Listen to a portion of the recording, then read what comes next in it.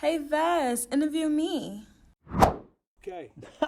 What's going on, boy? What's going on, big bro? Here we are, 8FigureKay, the interview. What's up? How are you? Coolin', bro. Coolin'. Mm-hmm. Well, it's your first time here, so let's start from the beginning. You're from Laurel, Maryland. Laurel, Maryland, yeah. How was it like growing up there in Maryland? You know what I'm saying? Growing up in Laurel was cool. Tight knit area. So like pretty much, well, my side of Laurel, you got like Howard County side, and you got like like the north side of Laurel. You know what I'm saying? Where we are right now, we like on the north side of Laurel. But where I stay is like the PG side, close to like Laurel High School type shit. So it's just like South Laurel.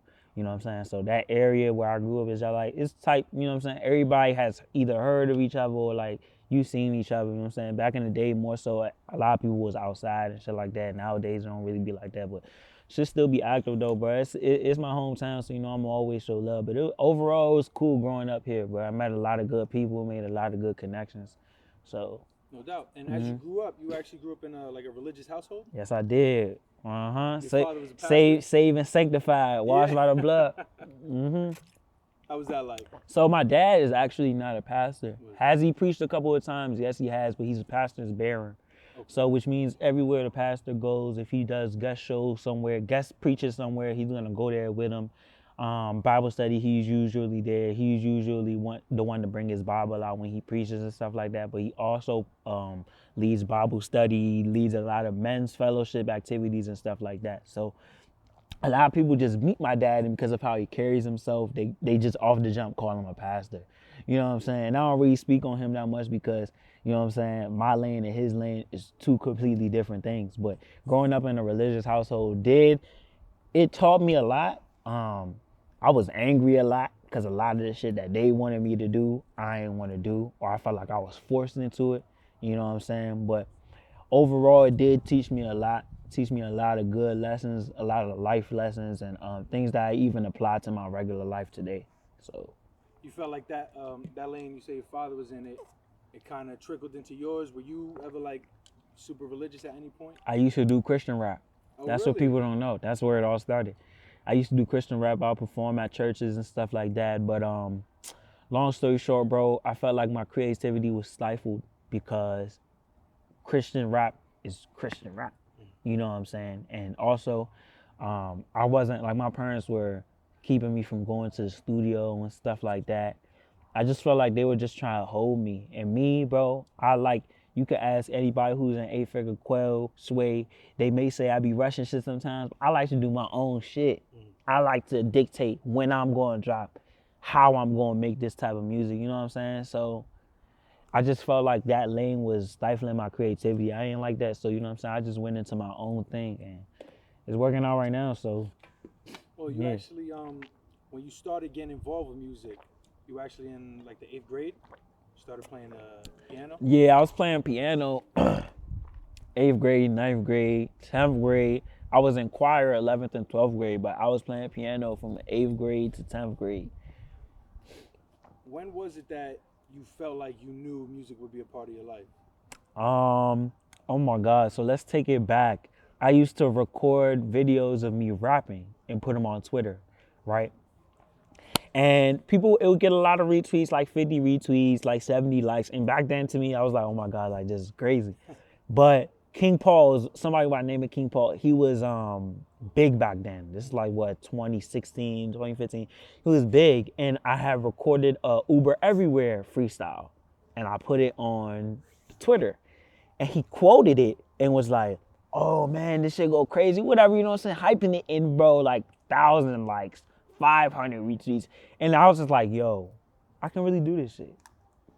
And then that's when I knew for sure that like music was really gonna be a part of my life, that I wasn't gonna stop. Well, you know, you addressed it in several songs. I think around the time that I met you, I think this was actually the first song that I had heard by you when I was checking you out. You mentioned that when you were 8, your mother had passed away. Yeah. Did that affect you in any way as you were making your music growing up? Yeah, first off, you know what I'm saying, R.I.P. mom, Gail Ume, man, R.I.P. my mother, but it did affect me. More so what I've learned over the years is using that pain as motivation. You know what I'm saying? Using that pain as a way to helped me make my music better. You know what I'm saying? Like that. Not even just my music, but just everything I do in life. So was I depressed for a while? Yeah. You know what I'm saying? Anybody who would lose their mom. You know what I'm saying? I was 8 years old, so I'm not old enough to really know what's going on, but I'm old enough to know that my mom just died. So, you know what I'm saying? It affected me in several different ways, but the older I got, I realized that, you know what? You can't cry over spilled milk. She's gone. That's the reality of the situation. So it's either I'm going to sit here and I'm going to soak over it, or I'm going to use that pain as motivation. And I decided the second choice, to use that pain as motivation. Yeah. Well, first of all, my condolences. Cool. So as you begin rapping, were you calling yourself 8Figure? Is that like a childhood nickname? Nah, as a matter of fact, I was calling myself K Ume. Yeah. Yeah, K Ume, Kay/you/me. I was calling myself K Ume. And that's a play of your name, Kalu. That's a play of my name, Kalu. So my real name, Kalu, last name Ume, right? But and it's crazy. Nobody even knows this. I got K. One of my biggest idols. His name is Kule Banjo, right? He's a soccer player, but his nickname is K. And my dad always used to call him K because my dad used to coach him. Right now he plays for Maryland Bobcats and stuff like that, pro league right now. But he plays soccer once again. But my dad always used to call him K. I said, well, my name is Kalu, so fuck it. I'm about to, you know what I'm saying? I'm about to be bad. Niggas call me K too. So that's why I came up with K Ume. And then, yeah, so that's how I first started off. That was my first rap name, K Ume. And how did it lead to 8FigureKay? Man, I was K Ume for a little bit. I was K Ume, then my boy Skills 8Figure, you know what I'm saying? He ended up making this thing. So Skills 8Figure introduced me to Quell 8Figure, who is the founder of 8Figure. Quell 8Figure is the founder of 8Figure, but Skills introduced me to Quell. And at first we were TTG, train to go, you know what I'm saying? Me, him, and Skills, and a couple other, you know what I'm saying, niggas, but that's what we were. So I was like TGG K Ume, Skills was TGG Skills, Quell was TGG Quells, whatever, right? But then as time went on, Quell had come up, and this is crazy, like, Quell came up with the idea, like, yo, bro, like, we 8Figure family. I'm like, nigga, we already done put on for TTG. We done screaming this shit. Niggas done put it in songs. Like, Skills was like, TTG be the label. Like, nigga, we was real live putting it in songs and everything. So when Quell brought that to me, you know what I'm saying? I'm not quick for change at all, bro. That's not the type of person I am. I like to stick to shit and then just go with it. You know what I'm saying? But the shit ended up growing on us, and sooner or later, nigga, we all start changing our names to 8Figure. So sooner or later, I changed my name to 8FigureKay. You know what I'm saying? Quell officially changed his name to Quell 8Figure, and Skills, our boy in Ghana, officially changed his name to Skills 8Figure. No doubt. You had mentioned that you got the name K kind of from the soccer player. Soccer player, yeah. And that was originally what you wanted to do. You wanted to be a professional soccer player. Yep. How did you get into doing soccer at a young age? My pops, bro. I gotta give it up to my pops. Like, he never wanted to force soccer on me because he forced it on my brother. And my brother is a basketball player, like, in and out. So he did not like soccer at all. So that disappointed my dad. But then my dad had me, and he didn't have to force it on me, nigga. I wanted to go. I would cry if he didn't take me to the soccer field. Like, that's the type of kid I was. You know what I'm saying? So him coaching, he played professionally in Nigeria. Then he came here and he was coaching, and I would always see him coach. He would take me to all the practices. Like, the warm up for the team was 10 laps. I will be running the 10 laps too. There's no way he will come to the field, bring me. He'd be like, yeah, Carl, did you run your 10 laps yet? I'd be like, nah, I gotta run my 10 laps. You know what I'm saying? Because he wanted to train me the way that he was training older people, so I would have that one up on people my age. You know what I'm saying? Because he was training men. He wasn't training teenagers or little kids or anything like that.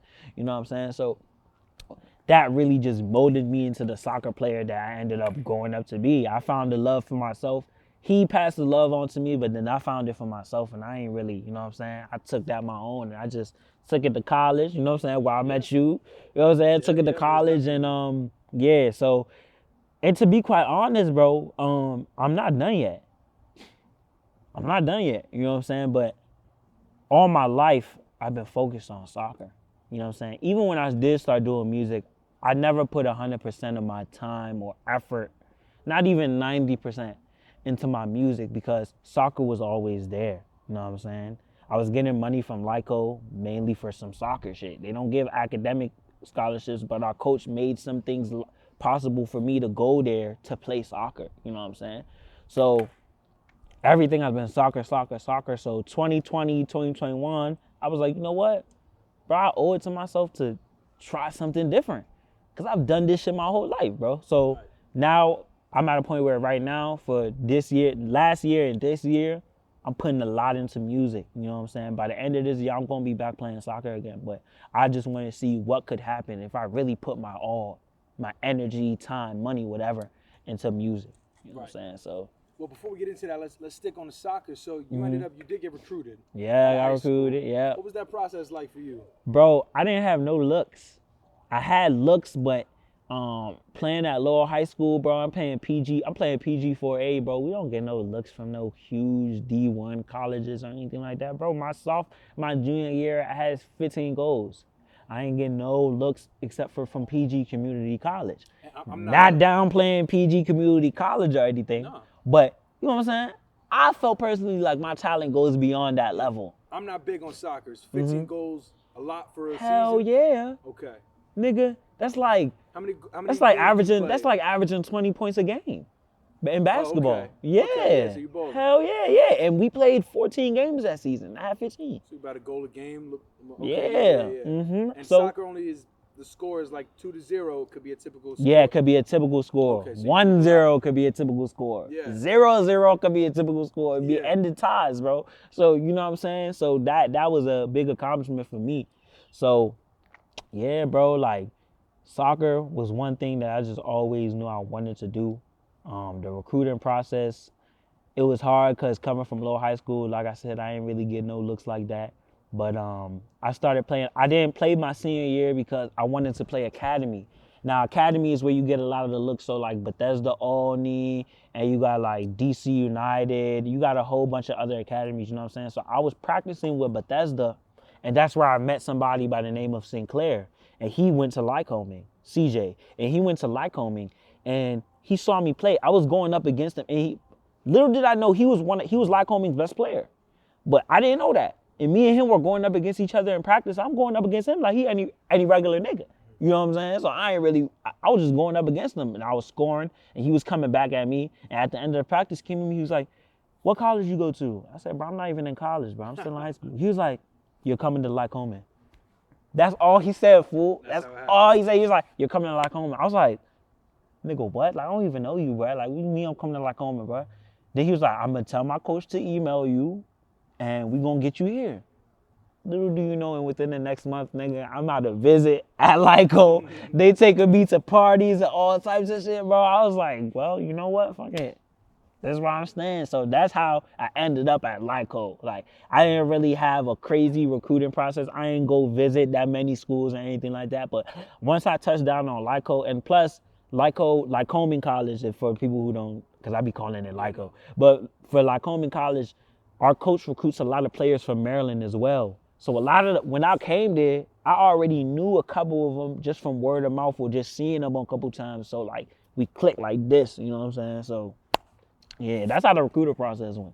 Interesting story. So you end up at Lycoming, and your first year there, you guys actually won the MAC championship. You lost in the finals. Oh, you lost in the finals. Okay, you guys made it to the championship. Mm-hmm. What was that process like for you? Like being like, oh wow, I just got recruited off the strength of word. If we're going into my freshman year, it was a rough time for me. You know what I'm saying? Because I'm coming from teams where I've always been that nigga. Truth be told. But I'm coming to college, and now I have to understand that I have to adapt to the system. You know what I'm saying? Every team has different systems of play. And that team, which I wasn't even, during the recruiting process, like I said, I didn't have that many looks. So once I got that offer, I'm like, all right, let's get it. You know what I'm saying? But I didn't ask what system do they play. I didn't really care to watch any of the games in its entirety or anything like that. So once I found out the system that they played and I wasn't able to adjust fast enough, I was sitting on the bench. I was getting 20 minutes a game, 25 minutes a game, coming from somebody, and soccer games are 90 minutes, split in 45-minute halves. But coming from somebody who was playing 90-minute games, who was getting taken out in the 70th minute, or I was getting taken out and brought back in. Like, you know what I'm saying? But nigga put me in for 20 minutes and sent me down. I just used to be, you know what I'm saying? Until I had gotten really sick. Last game of the season. The day before the last game of the season, I got really sick. I had post-nasal drip. I had to go to the hospital and stuff like that. They gave me some medicine, all types of shit, right? We played Hood. We went to Hood. Played Hood College in Frederick, Maryland. We went to Hood. And he put me in. Everybody was fucking up. We were losing. Now, Hood is the worst team in the conference, right? At the time. Okay. And we were losing. And he was like, they score another goal, and I'm taking everybody out. And I'm on the bench. You know what I'm saying? So I'm like, shit, yeah, I'm happy. So I'm like, oh, yeah, I'm about to get some playing time. They scored another goal. Right after he said that, 5 minutes after he said that, he put me in the game, and he put me at a different position. See, before I was playing on the outside wing, that day he put me at striker. And, bro, I fucking killed, bro. I killed them. We ended up losing the game by 1 goal, but I didn't even have enough time to impact the way that, you know what I'm saying? And the time that I did, I was going crazy. Right. So from there, he was like, shit, I'm about to start you in the semifinals. I scored in the first 5 minutes in the semifinals at striker. And we won that game against Lebanon Valley, who was a ranked team at the time, 2-1. And I scored in the first 5 minutes. And I had the assist in the second goal, because I just like hit the ball and then it swerved and then it hit my man. My man headed it into the goal, whatever. So boom, 2-1, right? You know what I'm saying? And we won the game. So I was involved in both goals. Okay. So from there, he was like, you're our starting striker. You know what I'm saying? So, and then I went to the back championship. And like, I don't know if you ever like see movies and shit where niggas just be standing and just be looking around like, nah, there's no way I'm here. Like, that's really how it was for me. So you talking about the MAC championship? When I was in the finals, bro, I was really standing around like in the middle of the field against Messiah. You know how touted Messiah is, bro. Number 1 team in the nation at that time. And I'm just like, damn, I'm really here, fool. That shit is crazy, bro. Yeah. Mind you, not too long ago, I think I dropped the EP too. So not too long ago, so I'm like, damn, I just dropped the EP and I'm in the MAC Conference Championship. This is fucking crazy. So that was crazy in of itself, yeah. Right. And that leads me to my next question, actually. I was going to say, so you're balling out your freshman and your sophomore year in soccer. You actually got a post on Overtime, is it FC? Overtime FC. I didn't know this, but that's essentially like the Bleacher Report for soccer. For soccer, yeah. So you're balling. How are you balancing your passion for soccer and music? Are you still trying to go fully pro at this time with soccer? Not even necessarily like music is on the side? No, here's my thing. I know how hard it is to go pro. And personally, I'm real with myself, and I know I haven't put in that work lately, as of late, to even want to obtain that goal. So as of right now, going pro really isn't one of my biggest goals. Right now, is one of my biggest goals, which I feel like I'm getting closer to and closer to every time I drop, is music. Making it a music, getting the right person to hear me, getting the right person to give me an opportunity, give us an opportunity, 8-figure, you know what I'm saying? Just getting that right person. So that's where my focus is right now. But when I was in school, it wasn't really a balance between music and soccer, because most of my attention was towards soccer. Now, me and you know, we've been in the studio till 2 a.m., 3 a.m. in the chapel, you know what I'm saying, real life working. So you could say that was a type of balance, because I'll be at soccer practice all day, school, film, whatever, and then I'll go to the studio. But soccer was still my priority over music at the time. Well, shortly after your second season of playing soccer, and as you say, you was going about like all the way with soccer, you ended up leaving. Yeah. Why? All right, so, bruh, for this story to be effective, I gotta bring you through the whole sophomore season. So, as everybody knows, you know what I'm saying, I be smoking, you know what I'm saying? Weed is just something, I just be smoking, you know what I'm saying? So, sophomore year, security had come into my room or whatever, and they found some gas or whatever, you know what I'm saying? So I got suspended for 7 games, right? I came back, and here's one of the reasons why I was slacking on my academics as well, because, bro, it's crazy. I came to school for soccer, and in the back of my mind, I'm forgetting, like, damn, I gotta get good grades too. Like, you know what I'm saying? Like grades, can you believe it or not? I'm at a school like homie, and that shit was on the back burner.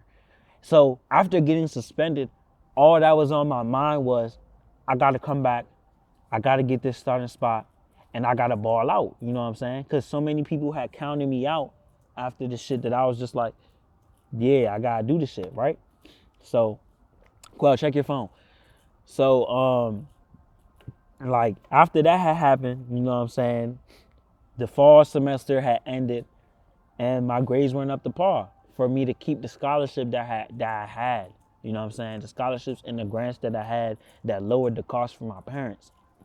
Because my grades weren't up to par, you know what I'm saying? And the scholarships weren't gonna be able to decrease the cost anymore. You know, anybody who knows about Lycoming College, it's a pretty pricey institution, you know? So my parents was just like, I don't know what you're gonna do, but we're not about to pay for your college.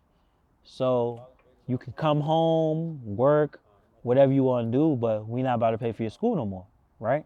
So I'm like, damn, well, what other choice do I have? Take student loans out and be in debt for the rest of my fucking life until I make it in this rap shit and I can just throw you 50, 60,000 without even thinking about it? Or come back home, work, pay off the debt that I already had, and then build on top of that. You know what I'm saying? So I chose the second option because financially, just life-wise, it was just smarter for me.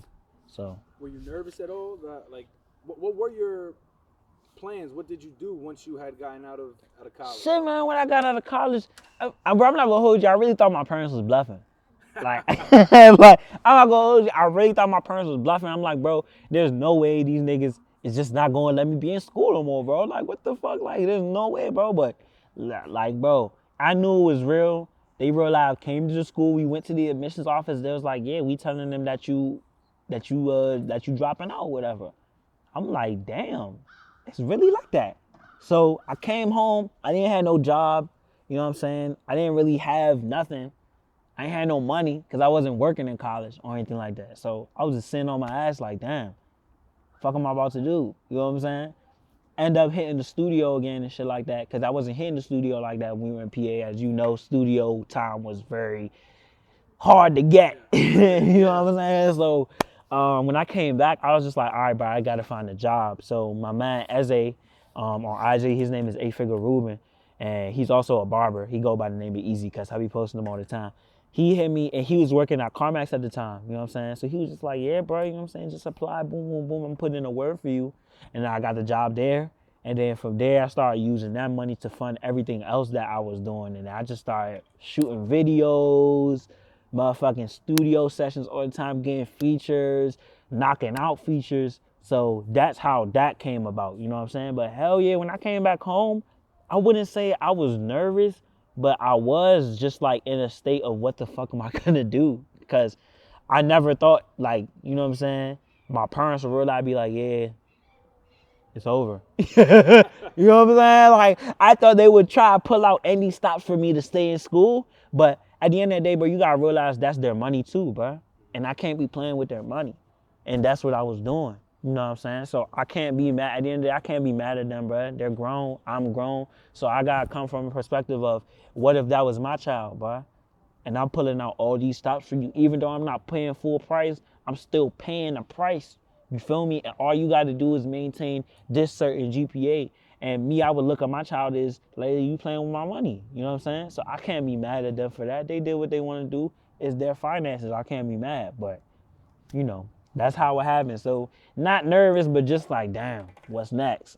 Well, since that time when you have been hitting the studio much harder, you've been dropping tapes consistently, as you said, features, knocking them out. Do you have a favorite tape of yours that you've put out since that time? Hell yeah, bro. My favorite tape, I'm not gonna lie. My favorite tape of all time is Connoisseur. That's on Spinrilla. I dropped that when I was in high school. But my favorite tape that I've put out all time is 8FOL Part 2. That tape has so many vibes. It shows my versatility, you know what I'm saying? And it just shows how much I've grown as an artist, you know what I'm saying? Where I can switch to singing vibes and then I can switch to like the crank shit where I'm like, you know what I'm saying, rapping on some party shit. Then I can switch to like the sentimental vibes, you know what I'm saying? So it's all different. That tape displayed everything, you know what I'm saying? So that's why that's my favorite project. That's a couple of my niggas' favorite project on 8Figure too, you know what I'm saying? I got a lot of shit on there. I got features from Quell on 2 songs. Quell 8Figure, I got features from him on 2 songs. So, like, yeah, that's definitely my favorite project. No doubt. Well, you know, speaking to your versatility, which I definitely agree with you on, you were actually, while the whole world was on quarantine essentially, you actually participated in a versus battle. Yeah. You hosted essentially. You put together you versus he's another Maryland rapper, Josiah. How did that whole business come about? So I'm about to tell you how it was, but I was walking around at work, and I was just like, fool, I'm the best rapper in Laurel. I just realized I said that to myself, and I was just like, and anybody who won, you know what I'm saying, can show me why they're better than me. Because I was hearing too much shit going on. I'm the king of Laurel, I'm this Laurel, I'm this Laurel. I'm like, bro, I'm the best rapper out here. So one of y'all niggas gonna have to show me that I'm wrong. So I posted on Instagram, I said, you know what I'm saying, anybody who wanna do a versus against me from Laurel, specifically, I didn't say DMV, I said from Laurel, Maryland. Anybody who wanna do a versus against me, swipe up. Why nobody swipe up, bro? Why you got niggas from Anne Arundel County swiping up, bro? When niggas who know, niggas in Laurel know who I'm talking about, bro. Niggas know, I'm not gonna call no names because they know who I'm talking about, but they know who I'm talking about, bro. And the only person, and he swiped up a day after the post. I don't know if you had to think about it or whatever, but he swiped up, he was like, Josiah, he was like, let's do it. Once Josiah did it, because I also wanted to do it with somebody who, you know what I'm saying, not no regular ass nigga who not really doing shit with his music career, got one monthly listener on Spotify, something like that. I want to do it with somebody who's actually working and I can say like, okay, maybe he is the best, but we gonna go up against and we gonna go up and see who it is. You know what I'm saying? So once he told me, I was like, damn, all right, let's do it. You know what I'm saying? And I booked the DJ, like I took it like the full way, bro. I booked the DJ, I booked the studio session. You know what I'm saying? I had people come out. We were stuffing people in that studio, bro. You know what I'm saying? We was there, and it was lit. My man DJ 320. He did the he was on the ones and twos, right. And yeah, it was lit. And we went up. You know what I'm saying? A lot of people, from what I hear from the feedback, is I did a lot of different type of sounds. You know what I'm saying? So at first I was coming with like a sentimental sound. Then I was changing it to the trap shit. And then the song that pretty much turned up the verses was Trap Ain't Dead. Yeah, that's probably one of my most hype songs, you know what I'm saying? My man Janky Ass D. I don't know if he on the live, but that was like one of my livest songs. So that song turned up turned up the verses. And yeah, that's how I really ended. Then me and Josiah also have a song together that's not out. So we kind of took for what Gucci and Jeezy did when they did the So Icy together. We was like, all right, well, fuck it. You know, at the end of the day, we going up against each other, but we also want to show that it's unity in this. You know what I'm saying? Right. We also want to show that it's bigger than us. You know what I'm saying? We really trying to put on for Laurel. And that's what we did. We performed our song together, and then that was the end of that. But overall, that was a great experience. I would definitely do it again. It was, you know what I'm saying, hard putting it together because I ain't had no help during the whole situation. I was just like, you know what? I'm about to do this shit. And that's what a lot of my people on 8Figure look up to me for, you know what I'm saying? And praise me for, because I'm always the type, like I said in one of my songs, bro, like I don't need to push, I had the key in the ignition, I ain't never need to push the start. Like that's me. Like, you know what I'm saying? I ain't never need to push the start. Like if I knew I was gonna do something, I did it. And I put my mind to it and I did it. You know what I'm saying? So that's just the type of person I am. Like, people tell me, oh, how you gonna do the verses? How you gonna get niggas in tune in? Where you gonna have it at? When I say I'm gonna do something, bro, I'm gonna do it. So, yeah, that's how that whole versus situation went about. Yeah, it was actually awesome, I'm gonna be honest, to see it like as a viewer, like, oh, wow, somebody is taking, obviously, the platform versus and being able to even have, I remember I told you, yo, to be even able to have 20 songs that you could legitimately pull out and be like, yo, these are 20 good songs. Yep. Listen to them. If you never heard them, we're gonna play it. And we went what? I think we went 15-15. So we went like, yeah, we went like 14, 12, yeah, 15, something like that. Yeah, we had a good amount. So to be able to do that, you know, like you said, it speaks to your versatility. Mm-hmm. You feel like you won the verses? I feel like I won the verses. A lot of people who watch the verses feel like I won the verses. Another reason why a lot of people feel like I won the verses, because I know all my lyrics. And you know what I'm saying? Because Josiah, he punch in a lot on his songs. Me, I write a lot. And on the songs that I performed during my verses are songs that I wrote. And you know, when you write a song, you're writing it down. So it's like your memory is different. It's different from when you're punching in the studio than when you're writing. Right. So when I was rapping, I was rapping like I was in the studio. I was rapping every single lyric with the emotion and everything, you know what I'm saying? So that's one of the reasons why people said I won. The other reason, and the other reason was for the versatility, you know what I'm saying? Because I wasn't just performing songs that were in one lane, you know what I'm saying? So. Well, currently, I think you have your most diverse project up to date. You know, to again piggyback off that versatility. You and Quell 8Figure, you guys have essentially a joint album, a joint tape, Cold Figures. How did that project come together? Bro, this is crazy. Like, Cold Figures came together because me and Quell just knew, like, 2020, bro. Actually, we dropped this March 12th, 2021. We was like, damn, we gotta do something. Like, you know what I'm saying? We have songs together. I have featured him on my project multiple times, but we've never had a project together. So I'm like, you know what I'm saying? Bro, fuck that, bro. We about to do this shit, bro. So you know what? Nigga, we locked in. Whole time we y'all like set a whole agenda of when things should be done and all of that, but you know, life happens. And so shit was pushed back over, you know what I'm saying, gradually, but overall, we locked in and we just, the way me and him record, bro, like, you would look at it and be like, what the fuck? Like, bro, we would knock out songs in 30 minutes, like 20 minutes. Like, he'll go in, put a hook in a verse, and I'll go in, put a hook in a verse, and then that's it. Then we move on to the next song. So, like, that's how we did it. And we just, the song selection on the tape went from all the songs that we have, and we just chose the best songs. So, you know what I'm saying? Quell is a very talented artist. And I don't usually do the singing shit. I don't usually do the auto-tune shit either, you know what I'm saying? But his voice is just so OC. And for people who not from the DMV, OC means like out of control. So when I say his voice is so OC, then I'm like, nah, I gotta try to, you know what I'm saying, accommodate his voice the best way that makes him sound good as well, you know what I'm saying? So I also went in that singing lane. A lot of people like my singing voice as well. Me personally, I like my rapping voice better, but a lot of people like my singing auto-tune type shit as well. So, you know what I'm saying? It was definitely a success. Like, shit doing good numbers right now for where we at, and it was definitely a success. And it's something we got more shit planned in the future, you know what I'm saying? Quell 8Figure, he has his own project coming up right now. He has a video dropping soon. I even think it's dropping any day now before April. So he has a video dropping soon. He got a project dropping soon called New Beginnings. So he got a lot of shit dropping soon as well. So it's like I'm working, he's working, and the reason why we get together is we get along so well is because we both about work. And when it's time to get serious, yeah, we fuck around, you know what I'm saying? We drinking Jameson, whatever. We fucking around and shit. But when it's time to work, bro, we work. Right. And that leads me into my next segment. I was gonna ask, would you expect any more dual projects from you guys? Hell yeah. Hell yeah. You know what I'm saying? But the thing is with Quell 8Figure is, right, right now he's in the process of building his individual catalog. I have a lot of music out because I've been doing this for a long time. You know what I'm saying? It's like I jumped off the porch and I didn't really give a fuck what happened. You know what I'm saying? Quell is more meticulous with his work.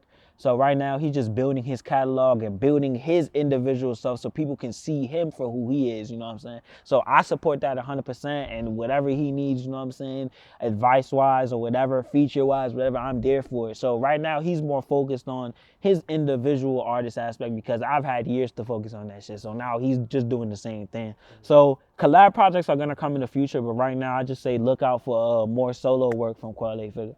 And as far as for you, what's next musically? Oh shit, I got a I don't know if you're on the live right now, but I got a project coming with this producer named Young Marco.